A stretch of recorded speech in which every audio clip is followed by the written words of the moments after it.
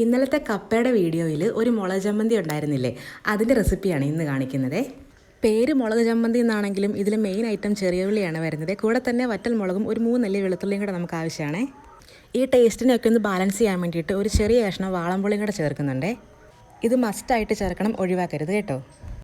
ഇനി കുക്കിംഗ് തുടങ്ങാവേ. അടുപ്പത്ത് ചട്ടി വെച്ചു, എണ്ണ ഒഴിച്ചിട്ടുണ്ട്. എണ്ണ ചൂടായി കഴിയുമ്പോഴത്തേക്കും തോല് മാറ്റി വെച്ചിട്ടുള്ള ചെറിയ ഉള്ളി എല്ലാം ചേർത്ത് കൊടുക്കാവേ. എണ്ണ കിടന്ന് ചെറിയ ഉള്ളിയുടെ കളർ ചെറുതായിട്ടൊന്ന് മാറുമ്പോഴത്തേക്ക് നമ്മൾ നേരത്തെ എടുത്ത് വെച്ച വറ്റൽ മുളകും വെളുത്തുള്ളിയും ആ വാളം പുളിയും കൂടെ ചേർത്ത് കൊടുക്കാവേ.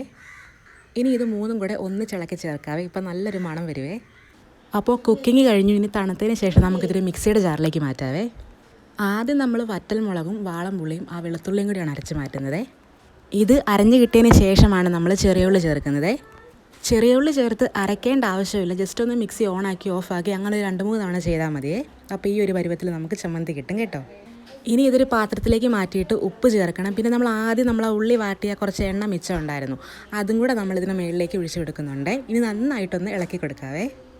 അങ്ങനെ ചമ്മന്തി റെഡിയായിട്ടുണ്ട്. അടിപൊളിയാണ്. കപ്പയുടെ കൂടെ സൂപ്പറാണ്, ചോറിൻ്റെ കൂടെ അടിപൊളിയാണ് കേട്ടോ. അപ്പോൾ എല്ലാവരും ഒന്ന് ട്രൈ ചെയ്ത് നോക്കണേ.